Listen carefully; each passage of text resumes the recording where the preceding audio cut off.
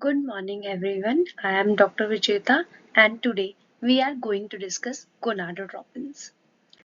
As we all are very familiar with this hypothalamus, pituitary, and ovarian axis, also known as HPO axis, in this the hypothalamus will release gonadotropin releasing hormone, also known as GnRH, and in response to that, pituitary will release luteinizing hormone, also known as LH, and follicle stimulating hormone, which is also known as FSH.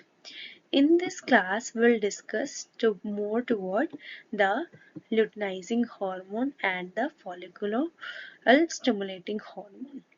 So, main aim of our class is to discuss this photo and to understand what all it is written in this photo and what does it describe.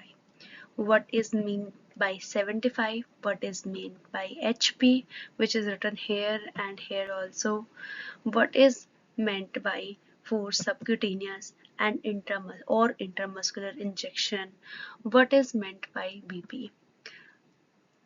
So I have one question for you all, and you have to answer in the comment box what is the meaning of BP.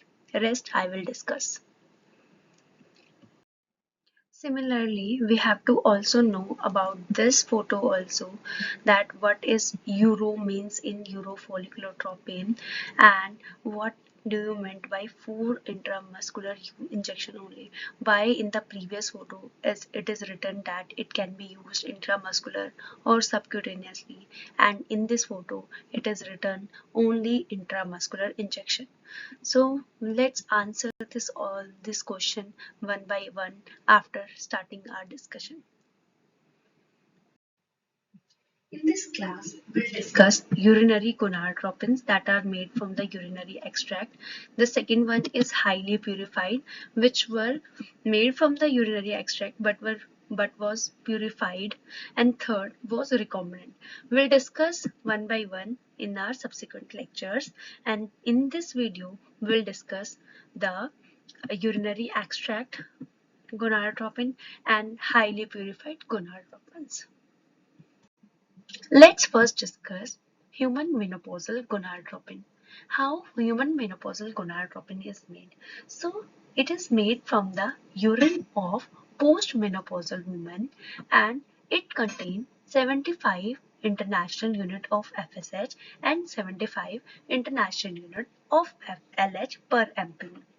So it was the initial preparation. The next thing is it not only contain LH and FSH, but it also contain proteins, which is which may be antigenic to human. So this is the reason why this is not given subcutaneously and is only given intramuscular. As if we give subcutaneous, the protein will be antigenic and it will cause more allergic reaction as compared to the intramuscular route. The second thing is that it not only contain LH, FSH and protein. Apart from this, it also contain HCG. Why HCG? It was intentionally added to the preparation so that appreciable LH action can be there. Thus, we have discussed so far, HMG is prepared from the urine of postmenopausal woman. It contains 75 international unit of LH and 75 international unit of FSH. Apart from this, it contains also proteins which may be antigenic. That's why it is given as intramuscular injection, and it also contains HCG variable amount. We have discussed that the pain and allergy response in patients who take this injection is attributed toward the known gonadotropic proteins which are antigenic, and it also contains human prion peptides, and which can lead to Creutzfeldt-Jakob disease or prion disease, but data are limited. Let's now discuss how will we prepare urinary FSH from the urinary extract. So the preparation is done by using the polyclonal antibodies, anti-HCG antibodies. This polyclonal anti-HCG antibodies will remove the LH from the urinary extract and thus lead to the formation of FSH. So this result in purified urinary FSH, which contains 75 international unit of FSH and less than 1 unit of LH, and also considerable amount of the urinary protein.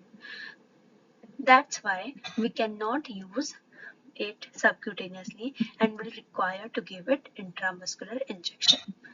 And thus we know that the purification of human menopausal gonadotropin will lead to decrease in the LH activity and increase in the formation of purified FSH. So this P stand for purified FSH.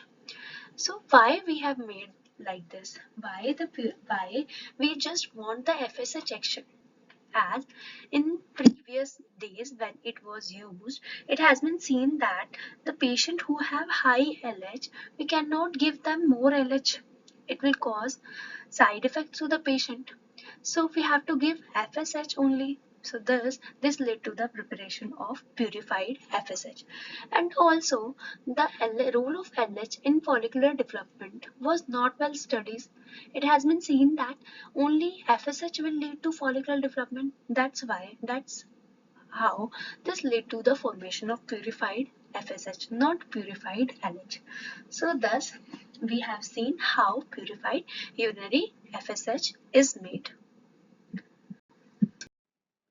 In the previous slide, we have made purified FSH. So, in purified FSH, there is a amount of proteins which is antigenic. So, still we have to give it intramuscular. Let's now discuss how we make highly purified FSH. So, for the purification to make highly purified FSH, we have to use monoclonal antibodies that are specific to FSH. Thus, it will extract only the FSH. The impurities will be less, and also the LH will be less. That is less than 0.1 international unit, and protein will be less than 5%. And this is further more purified, that is even more highly purified, contain less than 0.001 international unit of LH and very low urinary protein. And now we can give it subcutaneously.